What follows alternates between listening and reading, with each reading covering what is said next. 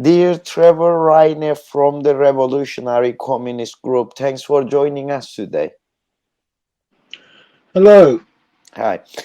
So let's start with the isolation of Kurdish leader Mr. Abdullah Ocalan. What is Turkey aiming by isolating Öcalan? Do you think by isolating Öcalan, Turkish regime is also aiming to isolate the Kurdish people too? Very short, very briefly.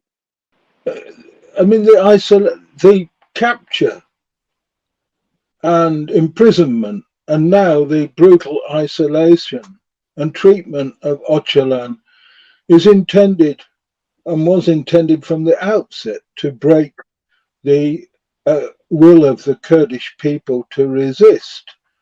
The ongoing isolation of him, obviously, it is in contravention to international recognized treatment of prisoners. It is against the law. He is not just symbolically representative of the Kurds, it is practical that the refusal of the Turkish government to discuss with Öcalan demonstrates more practically than in any other way, yeah, the determination to break by force any Kurdish manifestation of democratic rights, pursuit of um, uh, cultural or political status. And we've seen that the treatment of Öcalan is not just the treatment of Abdullah Öcalan, it actually has repercussions with the treatment of, for example, the HPG, the political parties that have support from Kurdish people. But it percolates through the whole of Turkish society. That if you want in Turkey, if people want around the world Turkey to move more progressive to democracy, then Öcalan and his treatment is at the front line of it. Like the imprisonment and treatment of Öcalan is actually paves the way to the increased repression and destruction of what democracy there is in Turkey. That's what it's about. Thank you. How would you evaluate this decision of European Council? Also, now they have on their agenda to kick out the Turkey from the European Council if they don't apply the rules of European Council. So, how would you evaluate that? But very short, very briefly, that one as well. They the transfer, President Erdogan's transfer of the system of representation in Turkey from a parliamentary system, in effect, to a presidential system, is basically instituted dictatorship, autocracy. And he has become, Erdogan and his government have become a liability politically. They're an embarrassment. Yeah, the kind of brutal treatment of prisoners, the criminalization of any kind of opposition, particularly from the Kurdish people, criminalized blatantly, removing mayors in their scores and hundreds, imprisoning MPs. This is an embarrassment. He's also a liability. The government is a liability. It's becoming more manifestly a liability to Europe as well, in economically. I mean, the government is reckless. There's a high degree of economic liability, and a great deal of exposure, for example, of Spanish banks to whatever is happening in Turkey. with its, absolutely almost out of control financial system now.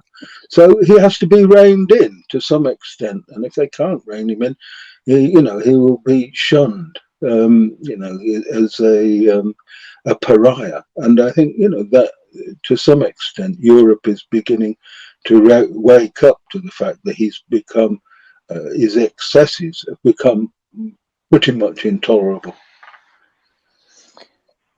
Why was the PKK listed as a terrorist organization in the UK? What was the reason?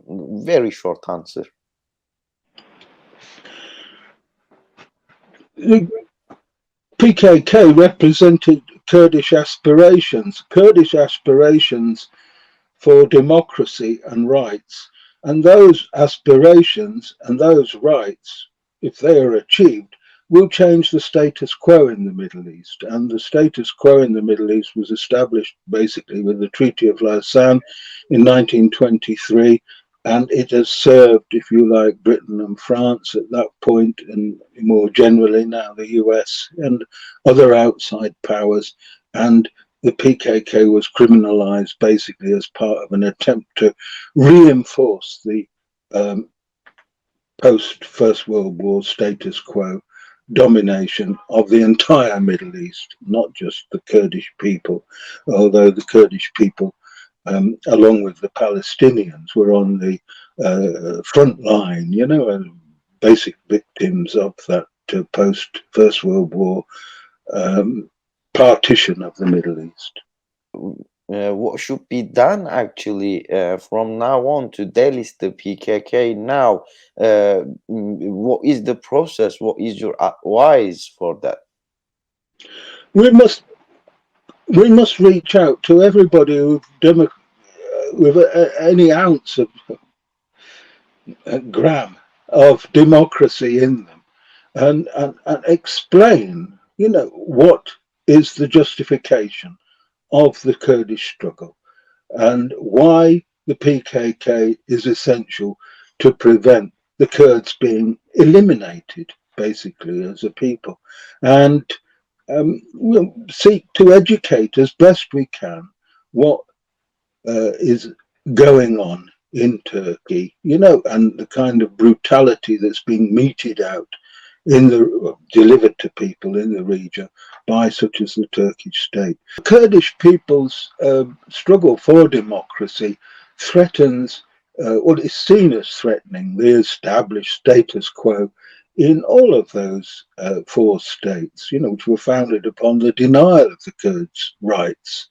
So, that it is essential, though, for any democratic progress in those countries and in the Middle East, that the Kurds achieve democracy and a right to self-determination. Do you think the Brussels High Court decision about the PKK can affect the delisting of the PKK process in the UK? Yes, I mean, the legal procedures are in part a function and derived from the political decisions and, the view of the political situation in Turkey. And as I think Erdogan's popularity continues to diminish, and different political parties in Turkey jostle for position, I think that will also impact on the way that the legal systems in Europe and including in Britain begin to relate to the Kurds and to the issue of the freedom for Abdullah Ocalan. Dear Trevor Rayne from the Revolutionary Communist Group and Peace in Kurdistan Campaign Steering Committee member since its founded in 1994. Thanks for joining us. Thank you for your valuable comments today. Yeah. Can I just say that, we were founded in 1994 and we're making progress. We'll get there. And Ocalan will be free. Thank you. Thank you.